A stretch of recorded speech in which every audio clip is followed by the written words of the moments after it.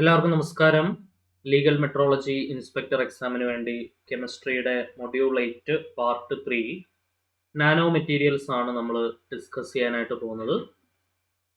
Okay, so കഴിഞ്ഞ ക്ലാസ്സിൽ നമ്മൾ എന്തൊക്കെ പഠിച്ചു? നമ്മൾ നാനോ മെറ്റീരിയൽ കഴിഞ്ഞ 2 ക്ലാസ്സുകളായിട്ട് എന്താണ് നാനോ മെറ്റീരിയൽ, അതിൻ്റെ ഡയമെൻഷൻ പ്രകാരമുള്ള ക്ലാസിഫിക്കേഷൻസ് എന്തൊക്കെയാണ്, പിന്നെ നാനോ മെറ്റീരിയൽസിനെ ഏതൊക്കെ മെത്തേഡ്സിലൂടെ നമുക്ക് നാനോ മെറ്റീരിയൽസിനെ ഉണ്ടാക്കാൻ പറ്റും. Okay, top down approach, bottom to top approach, ആ ഓരോ അപ്രോച്ചിലും വരുന്ന വ്യത്യസ്തമായ മെത്തേഡുകൾ ഏതൊക്കെയാണ്, അതൊക്കെ നമ്മൾ ആദ്യത്തെ ക്ലാസ്സിൽ പഠിച്ചു. രണ്ടാമത്തെ ക്ലാസ്സിൽ നമ്മൾ കാർബൺ നാനോ ട്യൂബിനെ കുറിച്ചും ഫുളറിനെ കുറിച്ചും വിശദമായിട്ട് നമ്മൾ ചർച്ച ചെയ്തു. ഓക്കെ, സോ ഇനി സിലബസിൽ പറയുന്ന കാര്യം ഈ നാനോ മെറ്റീരിയൽസിന്റെ പ്രത്യേകതകൾ അഥവാ പ്രോപ്പർട്ടീസിനെ കുറിച്ചാണ്. അതായത് അതിൻ്റെ കാറ്റലിസ്റ്റിക് പ്രോപ്പർട്ടി, അതിൻ്റെ ഒപ്റ്റിക് പ്രോപ്പർട്ടി, അതിൻ്റെ മാഗ്നറ്റിക് പ്രോപ്പർട്ടി മുതലായ കാര്യങ്ങളാണ് പിന്നീട് സിലബസിൽ പറയുന്നത്. അതാണ് നമ്മൾ ഈ ക്ലാസ്സിൽ ഡിസ്കസ് ചെയ്യാൻ പോകുന്നത്. ഓക്കെ, സോ അപ്പോൾ നമുക്ക് ആദ്യമേ തന്നെ നാനോ മെറ്റീരിയൽസിന്റെ ഒപ്റ്റിക് പ്രോപ്പർട്ടീസ് ആണ് നമ്മൾ സ്റ്റാർട്ട് ചെയ്യുന്നത്. നോക്കാം. Optical properties of nano particles. Nano പാർട്ടിക്കിൾസിന്റെ ഒപ്റ്റിക്കൽ പ്രോപ്പർട്ടീസ് എന്തൊക്കെയാണെന്നുള്ളതാണ് നമ്മൾ ആദ്യമേ തന്നെ ഡിസ്കസ് ചെയ്യാൻ പോകുന്നത്.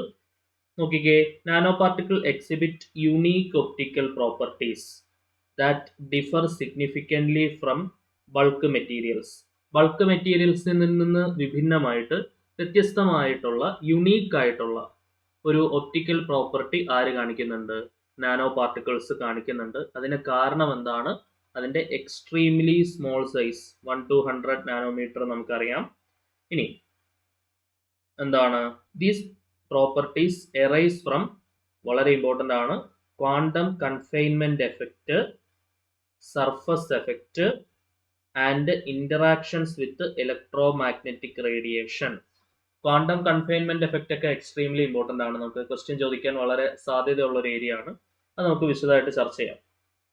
ഓക്കെ, ഇപ്പോൾ പ്രധാനപ്പെട്ട ഒപ്റ്റിക്കൽ പ്രോപ്പർട്ടീസ് ഏതൊക്കെയാണെന്ന് നോക്കാം.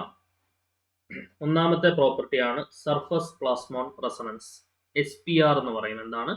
Surface plasmon resonance, SPR. ഈ SPR പ്രധാനമായിട്ട് നമ്മൾ ഒബ്സർവ് ചെയ്യുന്നത് മെറ്റൽ നാനോ പാർട്ടിക്കിൾസിലാണ്. വളരെ ഇമ്പോർട്ടൻ്റ് ആയിട്ടുള്ള ഒരു ക്വസ്റ്റ്യൻ അവിടെ ഒളിഞ്ഞിടപ്പുണ്ട്. എന്താണ്? SPR എങ്ങനെയുള്ള നാനോ പാർട്ടിക്കിൾസിലാണ് കാണുന്നത്? അതിനേക്കാൾ ഏറ്റവും ഇമ്പോർട്ടൻ്റ് ആയിട്ട് ചോദിക്കാൻ സാധ്യതയുള്ളത് മെറ്റൽ നാനോ പാർട്ടിക്കിൾസിൽ പ്രധാനമായും കാണുന്ന optical property of nano particles എന്താണ്? അതാണ് surface plasmon resonance, SPR. Important ആയിട്ട് പഠിച്ചു വെച്ചോളൂ. മെറ്റൽ നാനോ പാർട്ടിക്കിൾസിലാണ് അത് പ്രധാനമായിട്ടും കാണുക. ഓക്കെ, ഏതൊക്കെ? ഗോൾഡ്, സിൽവർ പോലെയുള്ള മെറ്റൽ നാനോ പാർട്ടിക്കിൾസിലാണ് സർഫസ് പ്ലാസ്മോൺ റെസണൻസ് കാണുക. എന്താണ് സംഭവം? Conduction electrons on the nano particle surface oscillate collectively when illuminated by light. Light കൊണ്ട് ഇലുമിനേറ്റ് ചെയ്യപ്പെടുമ്പോൾ ആ നാനോ പാർട്ടിക്കിൾസിന്റെ സർഫസിലുള്ള ഇലക്ട്രോൺസ് എന്ത് ചെയ്യുന്നു? കളക്റ്റീവ്ലി ഓസിലേറ്റ് ചെയ്യുന്നു. ആ ഓസിലേറ്റ് എന്നുള്ള വാക്ക് വളരെ ഇമ്പോർട്ടൻ്റ് ആണ്. അത് എക്സാമിന് ചോദിക്കാൻ സാധ്യതയുള്ളതാണ്. ഓക്കെ, പാർട്ടിക്കിൾസ് ഓസിലേറ്റ് ചെയ്യുന്നത് ഏത് ഒപ്റ്റിക്കൽ പ്രോപ്പർട്ടിയിലാണ്? അത് സർഫസ് പ്ലാസ്മോൺ റെസണൻസിലാണ്. ഓക്കെ, അതിന്റെ ഫലമായിട്ട് result in strong absorption and scattering of specific wave length. ഒരു പർട്ടിക്കുലർ വേവ് ലെങ്തിന്റെ സ്ട്രോങ് ആയിട്ടുള്ള അബ്സോർപ്ഷനും സ്കാറ്ററിംഗും അവിടെ നടക്കും. ഓക്കെ, ഇത് പ്രധാനമായിട്ടും നമ്മൾ ഉപയോഗിക്കുന്നത് ഗോൾഡ് നാനോ പാർട്ടിക്കിൾസിലാണ്. ഗോൾഡ് നാനോ പാർട്ടിക്കിൾസും സിൽവർ നാനോ പാർട്ടിക്കിൾസും ആണ് അതിന്റെ പ്രധാനപ്പെട്ട examples. Okay, gold nano particle appear red or purple instead of metallic yellow. Very very important point. Very very important point. അതായത് ഗോൾഡ് നാനോ പാർട്ടിക്കിൾസ് അപ്പിയർ ചെയ്യുന്നത് ഏത് കളറിലാണ്? റെഡ് അല്ലെങ്കിൽ പർപ്പിൾ കളറിലാണ്. ഓപ്ഷനിൽ തീർച്ചയായിട്ടും യെല്ലോ ഉണ്ടാവും. നമ്മൾ അറിയാതെ യെല്ലോയിലേക്ക് പോകാനുള്ള സാധ്യതയുണ്ട്. അത് ബൾക്കായിട്ടുള്ള ഗോൾഡ് ആണ് എന്തിൽ കാണാം? യെല്ലോയിൽ കാണാം. ഗോൾഡ് നാനോ പാർട്ടിക്കിളിന്റെ കളർ എന്ന് പറയുന്നത് റെഡ് അല്ലെങ്കിൽ പർപ്പിൾ ആണ്. അത് വളരെ ഇമ്പോർട്ടൻ്റ് ആയിട്ടുള്ള ഒരു ക്വസ്റ്റ്യൻ ആണ്. Okay, so gold nano particle appear ചെയ്യുന്ന കളർ എന്താണ്? റെഡ് അല്ലെങ്കിൽ പർപ്പിൾ കളറിലാണ് ഗോൾഡ് നാനോ പാർട്ടിക്കിൾസ് അപ്പിയർ ചെയ്യുക. സിൽവർ നാനോ പാർട്ടിക്കിൾ എക്സിബിറ്റ് ചെയ്യുന്നത് യെല്ലോ ബ്രൗൺ കളറിലാണ്. സിൽവർ നാനോ പാർട്ടിക്കിൾ എക്സിബിറ്റ് ചെയ്യുന്നത് യെല്ലോ ബ്രൗൺ കളറിലാണ്. ഇതും കൂടി ഇങ്ങോട്ട് മാറിയും തിരിഞ്ഞും പോകരുത്. ഗോൾഡ് നാനോ പാർട്ടിക്കിൾസ് ആണെങ്കിൽ നോക്കണേ, ഗോൾഡ് നാനോ പാർട്ടിക്കിൾ എക്സിബിറ്റ് ചെയ്യുന്ന കളർ എന്ന് പറയുന്നത് റെഡ് അല്ലെങ്കിൽ പർപ്പിൾ കളറാണ്. സിൽവർ നാനോ പാർട്ടിക്കിൾ എക്സിബിറ്റ് ചെയ്യുന്ന കളർ ഏതാണ്? സിൽവർ നാനോ പാർട്ടിക്കിൾ എക്സിബിറ്റ് ചെയ്യുന്ന കളർ എന്ന് പറയുന്നത് യെല്ലോ ബ്രൗൺ കളറാണ്. യെല്ലോ ബ്രൗൺ കളർ വളരെ ചാൻസ് ഉള്ള ക്വസ്റ്റ്യൻ ആണ്. കറക്റ്റ് ആയിട്ട് നോക്കി വെക്കാം. ഓക്കെ, രണ്ടാമത്തെ പ്രോപ്പർട്ടിയാണ്, വളരെ ഇമ്പോർട്ടൻ്റ് ആയിട്ടുള്ള പ്രോപ്പർട്ടിയാണ് quantum refinement effect. It's very very important. നമുക്ക് എക്സാമിന് നല്ല രീതിയിൽ ചോദ്യം ചോദിക്കാൻ സാധ്യതയുള്ള ഒരു ടോപ്പിക്കാണ് ക്വാണ്ടം റിഫൈൻമെന്റ് എഫക്റ്റ് എന്ന് പറയുന്നത്. എന്താണ് ക്വാണ്ടം റിഫൈൻമെന്റ് എഫക്റ്റ് എന്ന് പറയുന്നത്? ഇത് എവിടെയാണ് ക്വാണ്ടം റിഫൈൻമെന്റ് എഫക്റ്റ് നമുക്ക് കാണാൻ പറ്റുക? സെമി കണ്ടക്ടർ നാനോ പാർട്ടിക്കിൾസിലാണ് ക്വാണ്ടം റിഫൈൻമെന്റ് എഫക്റ്റ് കാണാൻ പറ്റുക. അത് തന്നെ ഒരു ചോദ്യമാണ്. മെറ്റൽ നാനോ പാർട്ടിക്കിൾസിൽ കാണുന്നത് എന്താണെന്ന് ചോദിച്ചാൽ അത് SPR ആണ്, സർഫസ് പ്ലാസ്മൺ റെസൊണൻസ് ആണ്. സെമി കണ്ടക്ടർ നാനോ പാർട്ടിക്കിൾസിൽ കാണുന്ന എന്താണെന്ന് ചോദിച്ചു കഴിഞ്ഞാൽ എന്താണ് ഒപ്റ്റിക്കൽ എഫക്റ്റ് എന്താണ്, അല്ലെങ്കിൽ optical property of nano material semi conductor nano പാർട്ടിക്കിൾസിൽ കാണുന്നത് എന്താണെന്ന് ചോദിച്ചു കഴിഞ്ഞാൽ അത് ക്വാണ്ടം റിഫൈൻമെന്റ് എഫക്റ്റ് ആണ്. എന്താണ്? ക്വാണ്ടം റിഫൈൻമെന്റ് എഫക്റ്റ് ആണ്.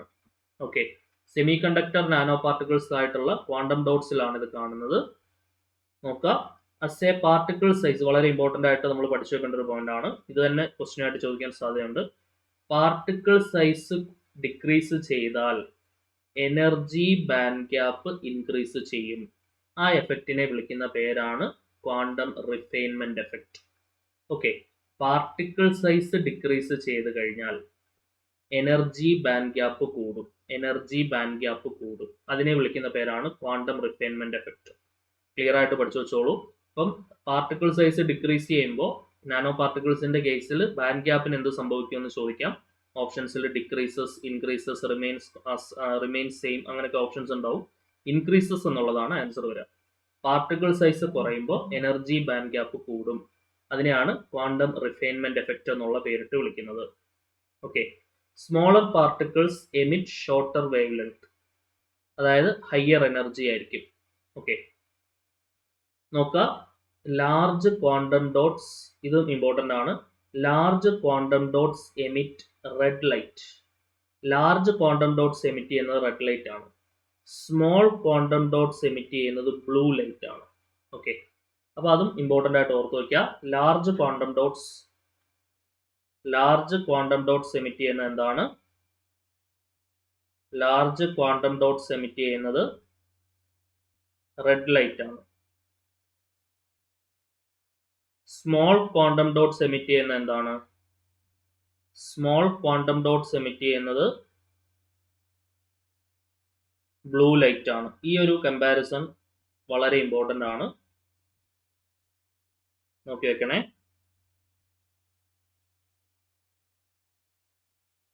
ഓക്കെ, ഇതൊക്കെ ക്വസ്റ്റ്യൻ ചോദിക്കാൻ സാധ്യതയുള്ള ഈ ഓരോ സെന്റൻസും വളരെ ഇമ്പോർട്ടൻ്റ് ആണ്, ക്വസ്റ്റ്യൻസ് ചോദിക്കാൻ സാധ്യതയുള്ളതാണ്. എങ്ങനെയൊക്കെ ക്വസ്റ്റ്യൻ ചോദിക്കാൻ നമുക്ക് അവസാനം നോക്കാം. Gold nano particle red or purple കളറാണ്. Silver nano particle yellow brown കളറാണ്. അത് ഓർത്ത് വെക്കണം. ലാർജ് ക്വാണ്ടം ഡോട്ട്സ് എമിറ്റ് ചെയ്യുന്നത് റെഡ് ലൈറ്റ് ആണ്. കോമൺലി ആണ് കേട്ടോ, പൊതുവെ എന്നുള്ള രീതിയിലാണ് കേട്ടോ. സ്മോളർ ക്വാണ്ടം ഡോട്ട്സ് എമിറ്റ് ചെയ്യുന്നത് ബ്ലൂ ലൈറ്റ് ആണ് പൊതുവെ. നെക്സ്റ്റ് മൂന്നാമത്തെ പ്രോപ്പർട്ടി നോക്കാം, ഫ്ലൂറസെൻസ് ആൻഡ് ഫോട്ടോലൂമിനസെൻസ്. എന്താണ്? Quantum dots exhibit bright fluorescence with narrow emission spectra, high photo stability compared to conventional dyes. അതായത് ഫോട്ടോ സ്റ്റെബിലിറ്റി വളരെ കൂടുതലാണ്. ഫോട്ടോ സ്റ്റെബിലിറ്റി കൂടുതലാവുന്നതാണ് ഫോട്ടോലൂമിനസെൻസിന് കാരണമാവുന്നത്. ഓക്കെ, അപ്പം വളരെ ഇമ്പോർട്ടൻ്റ് ആയിട്ടുള്ള ഒരു പ്രോപ്പർട്ടിയാണ് ഫോട്ടോ സ്റ്റെബിലിറ്റി. എന്തിന് കൂടുതലാണ്? നാനോ പാർട്ടിക്കിൾസിന് കൂടുതലാണ്. അത് വളരെ പ്രധാനപ്പെട്ട ഒരു ഒപ്റ്റിക്കൽ പ്രോപ്പർട്ടിയാണ്. ഓക്കെ, ഇതിന്റെ ആപ്ലിക്കേഷൻ എന്ന് പറയുന്നത് പ്രധാനമായിട്ടും ബയോ ഇമേജിങ്ങും ഡിസ്പ്ലേ ടെക്നോളജീസിലൊക്കെയാണ് നമ്മളിത് യൂസ് ചെയ്യുക. ഇത് ജസ്റ്റ് ഒന്ന് വായിച്ചു വെച്ചാൽ മതി. നാലാമത്തെ നോക്കാം, non linear optical properties. Nano particle show enhanced non linear optical properties responsible such as second harmonic generation, third harmonic generation, optical limiting. ഇതൊക്കെ നോൺ ലീനിയർ ഒപ്റ്റിക്കൽ റെസ്പോൺസസ് ആണ്. ഓക്കെ, ഈ non linear optical response is also an optical property of the nano particles. Nano particle exhibit ചെയ്യുന്ന ഒരു optical property തന്നെയാണ് non linear optical property. ആ non linear optical property എന്ന് പറയുന്നത് second harmonic generation, SHG, third harmonic generation, optical limiting ഒക്കെ അതിന് ഉദാഹരണങ്ങളാണ്. ഇത് പ്രധാനമായിട്ടും ലേസർ ടെക്നോളജിയിലും ഒപ്റ്റിക്കൽ കമ്മ്യൂണിക്കേഷനിലും ഒക്കെയാണ് നമുക്കിത് എന്ത് ചെയ്യുക, യൂസ് ആയിട്ട് വരിക. അടുത്ത അഞ്ചാമത്തെ നോക്കാം.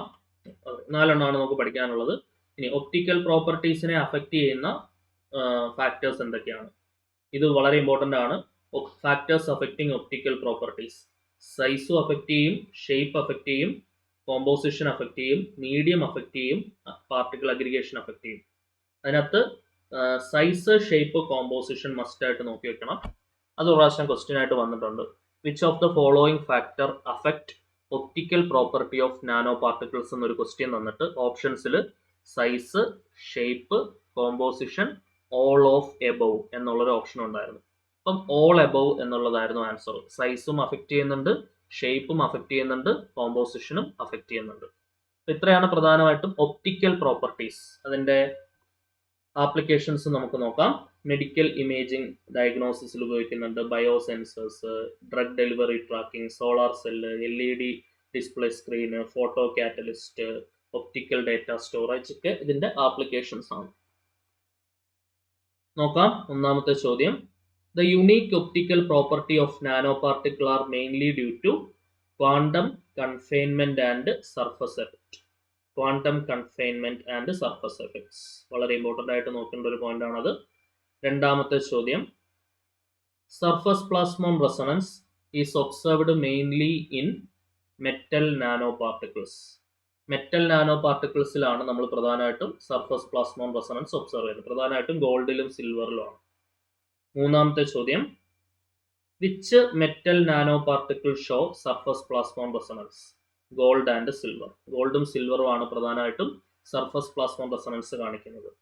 നാലാമത്തെ ചോദ്യം, quantum confinement is mainly observed in quantum dots. Quantum ഡോട്ട്സിലാണ് ക്വാണ്ടം കൺഫൈൻമെന്റ് പ്രധാനമായിട്ടും ഒബ്സർവ് ചെയ്യുന്നത്.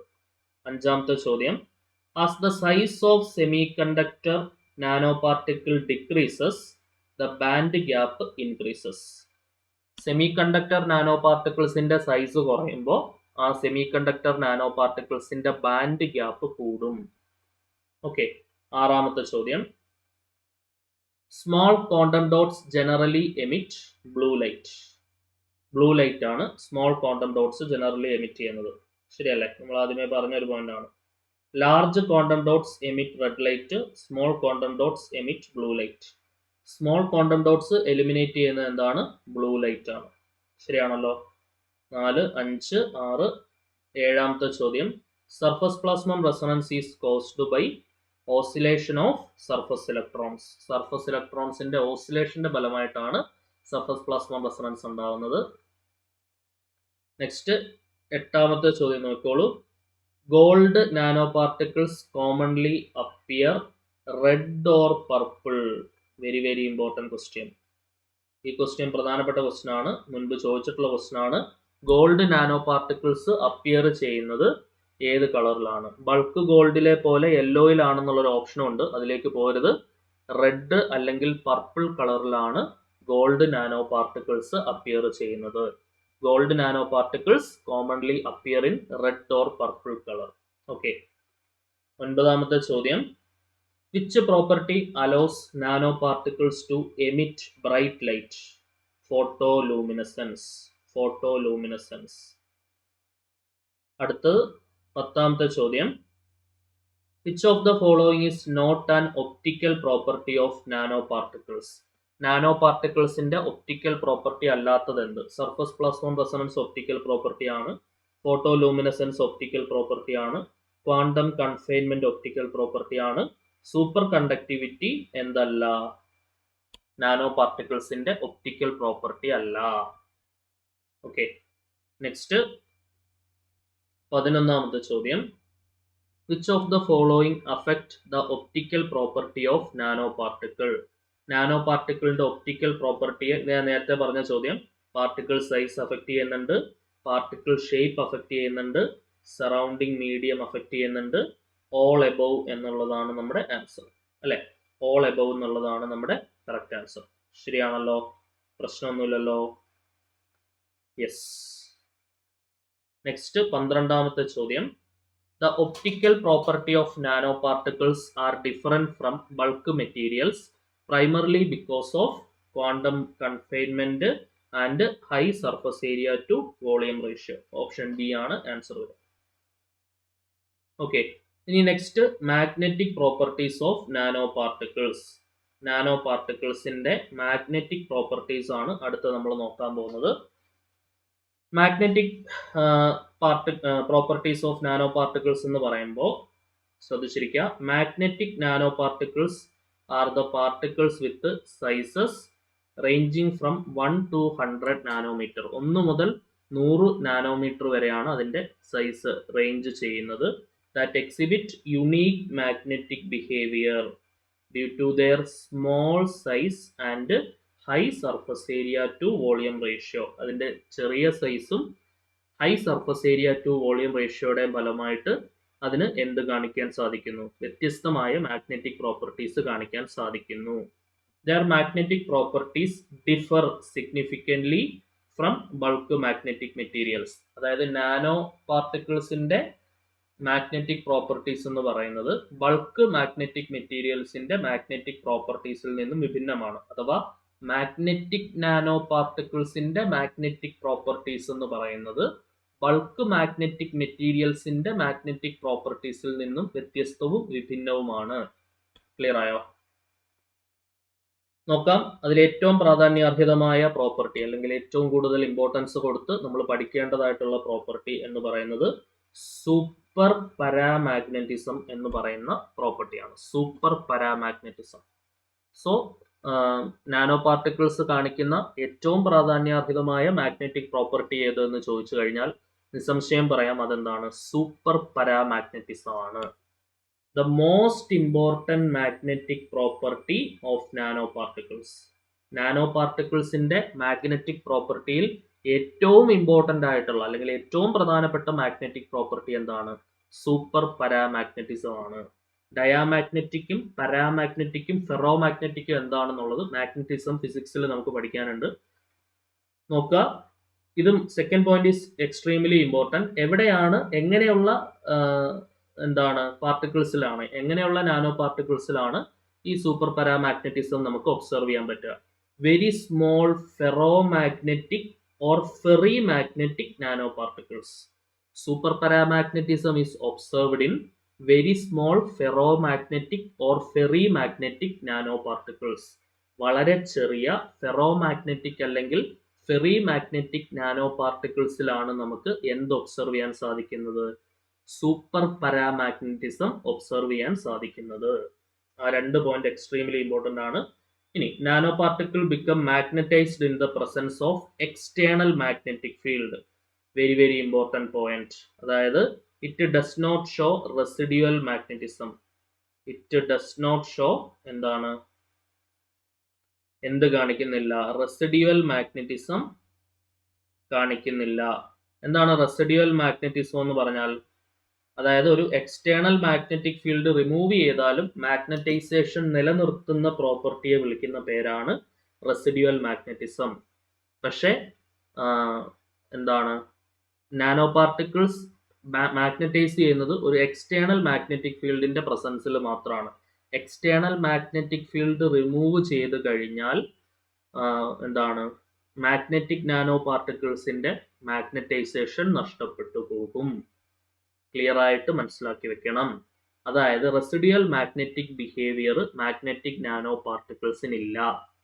Nano particle become magnetised in the presence of external magnetic field only. Clear ആണോ? They lose their magnetization when the external magnetic field is removed.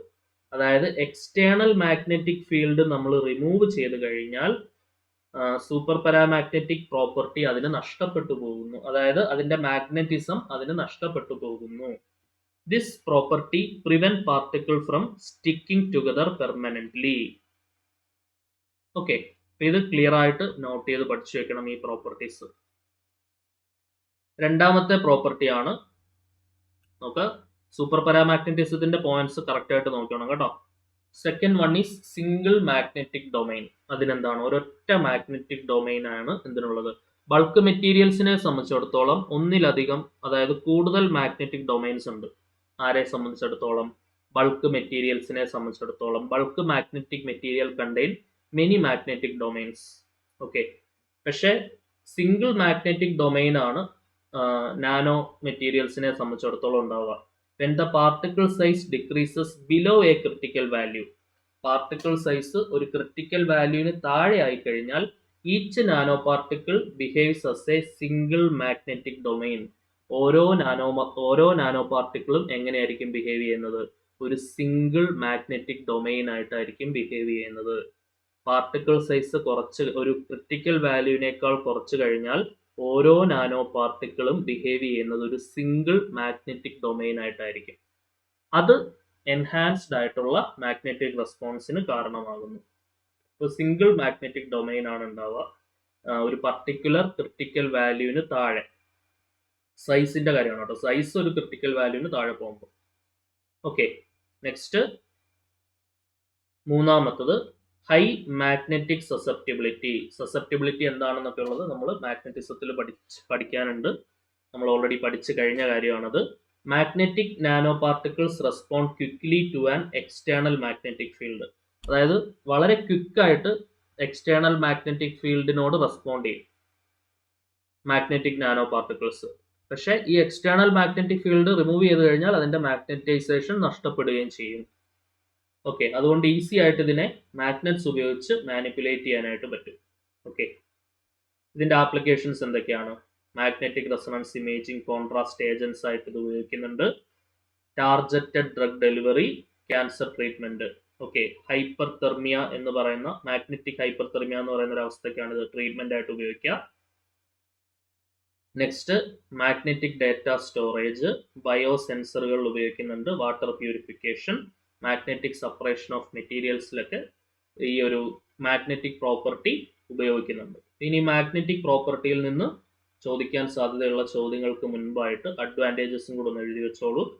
High magnetic sensitivity ഉണ്ട്, easily controlled by external magnetic field. External magnetic field ഉപയോഗിച്ച് വളരെ ലളിതമായിട്ട് ഇത് control ചെയ്യാം. No residual magnetism in super paramagnetic nano particles. Very very important point. Super paramagnetic nano particles നമ്മൾ consider ചെയ്യുമ്പോൾ അതിനെന്തുണ്ടാവില്ല, residual magnetism ഉണ്ടാവില്ല. അതായത് ഒരു എക്സ്റ്റേണൽ മാഗ്നറ്റിക് ഫീൽഡ് റിമൂവ് ചെയ്ത് കഴിഞ്ഞാൽ അതിന്റെ മാഗ്നറ്റൈസേഷൻ നിലനിർത്താനുള്ള കഴിവിനെയാണ് റെസിഡ്യൂവൽ മാഗ്നറ്റിസം എന്നുള്ള പേരിട്ട് വിളിക്കുന്നത്. പക്ഷേ ആ residual magnetism super paramagnetic nano പാർട്ടിക്കിൾസിന് ഇല്ല. എക്സ്റ്റേണൽ മാഗ്നറ്റിക് ഫീൽഡ് റിമൂവ് ചെയ്ത് കഴിഞ്ഞാൽ സൂപ്പർ പാരാമാഗ്നറ്റിക് നാനോ പാർട്ടിക്കിൾസിന് അതിന്റെ മാഗ്നറ്റൈസേഷൻ നഷ്ടപ്പെടും. ഓക്കെ, നെക്സ്റ്റ് ബയോ കോമ്പാക്റ്റബിലിറ്റി ആണ്.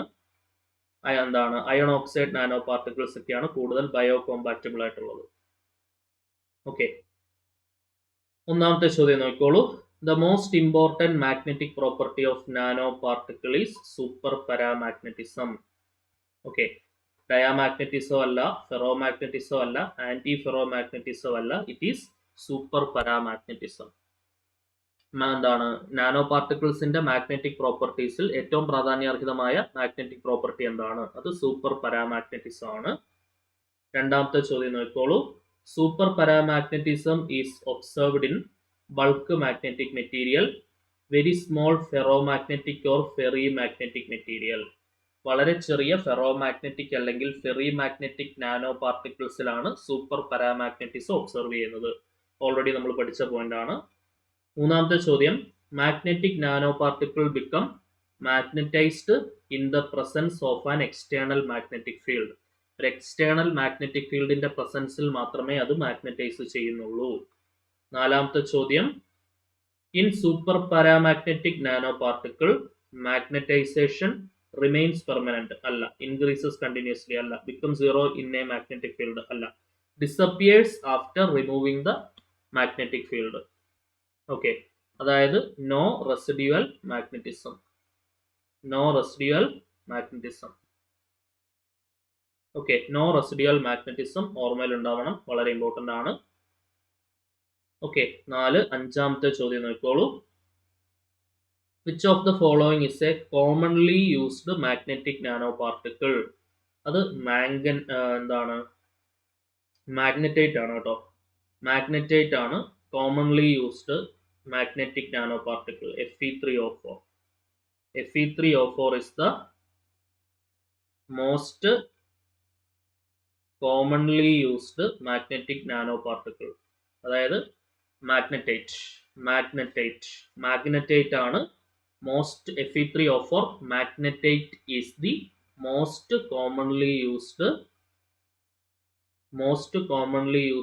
magnetic nanoparticle. most commonly used magnetic nanoparticle.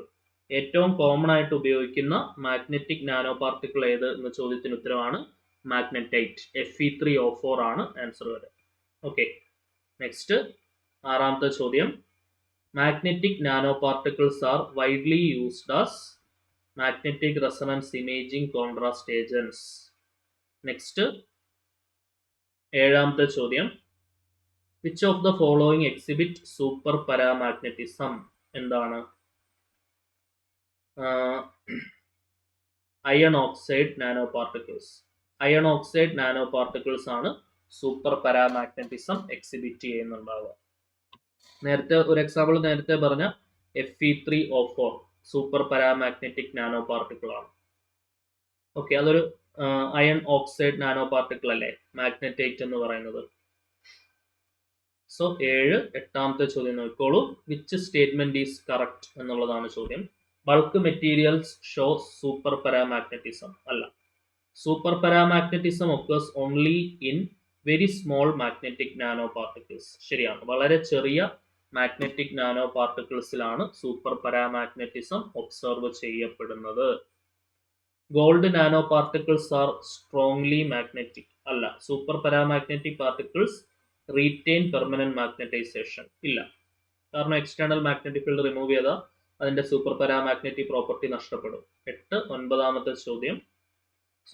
അടുത്ത ടോപ്പിക്കിലേക്ക് വരാം. നെക്സ്റ്റ് പ്രോപ്പർട്ടി എന്ന് പറയുന്നത് 3 പ്രോപ്പർട്ടീസ് ആണ് സിലബസിൽ പറയുന്നത്. Optical properties, magnetic properties and third one is catalytic properties. So catalytic properties of nano particles. Nano പാർട്ടിക്കിൾസിന്റെ catalytic properties. Nanoparticle exhibit excellent catalytic activity because of small size. Size എത്രയാണ്? 1 to 100 nanometer and high surface area to volume ratio. അതുതന്നെയാണ് മിക്ക ആപ്ലിക്കേഷനും കാരണമാവുന്നത്. ഏറ്റവും പ്രാധാന്യാർഹമായ പോയിന്റും nano പാർട്ടിക്കിൾസിനെ സംബന്ധിച്ചിടത്തോളം അതിന്റെ high surface area to volume ratio ആണ്. And large number of atoms are present on the surface. അതായത് നാനോ പാർട്ടിക്കിൾസിന്റെ സർഫസിൽ പ്രസന്റ് ആയിട്ടുള്ള ലാർജ് നമ്പർ ഓഫ് ആറ്റംസ് എന്ത് പ്രൊവൈഡ് ചെയ്യുന്നു? കൂടുതൽ ആക്റ്റീവ് ആയിട്ടുള്ള സൈറ്റുകൾ പ്രൊവൈഡ് ചെയ്യുന്നു ഫോർ കെമിക്കൽ റിയാക്ഷൻസ്. കെമിക്കൽ റിയാക്ഷൻസിന് കൂടുതൽ ആക്റ്റീവ് സൈറ്റുകൾ പ്രൊവൈഡ് ചെയ്യുന്നു. വളരെ ഇമ്പോർട്ടൻ്റ് ആയിട്ടുള്ള ഒരു പോയിന്റ് ആണ്, ക്വസ്റ്റ്യൻ ചോദിക്കാൻ സാധ്യതയുള്ളതാണ്. അത് നമുക്കൊന്ന് ഹൈലൈറ്റ് ചെയ്തിടാം. A large number of atoms എന്താണ്? large number of atoms are present on the surface of nanoparticle providing more active site for chemical reaction. കൂടുതൽ ആക്റ്റീവ് സൈറ്റ് പ്രൊവൈഡ് ചെയ്യുന്നു എന്തിനു വേണ്ടി? കെമിക്കൽ റിയാക്ഷൻസിന് വേണ്ടി. ഓക്കെ, സോ എന്തൊക്കെയാണ് കാറ്റലിറ്റിക് പ്രോപ്പർട്ടി? ഒന്നാമത്തത് high surface area. Nanoparticle have very large surface area compared to bulk materials. Bulk മെറ്റീരിയൽസുമായിട്ട് താരതമ്യപ്പെടുത്തുമ്പോൾ nano പാർട്ടിക്കിൾസിന്റെ സർഫസ് ഏരിയ വളരെ കൂടുതലാണ്. More surface atoms are exposed, increasing number of active catalytic sites. നേരത്തെ പറഞ്ഞ point തന്നെയാണ്. As a result reaction rate കൂടും. രണ്ടാമത്തത് ഹൈ കാറ്റലിറ്റിക് ആക്ടിവിറ്റി ആണ്. Nano particle accelerate chemical reactions without being consumed. They often show much higher catalytic efficiency than bulk materials. Bulk മെറ്റീരിയൽസിനേക്കാൾ കൂടുതൽ catalytic efficiency അത് കാണിക്കുന്നു. നെക്സ്റ്റ് സൈസ് ഡിപ്പെൻഡന്റ് കാറ്റലിസ്റ്റ് ആണ്. The catalytic activity depend on size. നോക്കണേ, catalytic activity depend on size and shape of the nano particle. അതായത് catalytic activity നമ്മൾ നേരത്തെ പറഞ്ഞ പോലെ തന്നെ പല പ്രോപ്പർട്ടീസും സൈസും ഷേപ്പും ഡിപ്പെൻഡ് ചെയ്യുന്ന പോലെ തന്നെ കാറ്റലിറ്റിക് ആക്ടിവിറ്റി സൈസും ഷേപ്പും ഡിപ്പെൻഡ് ചെയ്യുന്നുണ്ട്.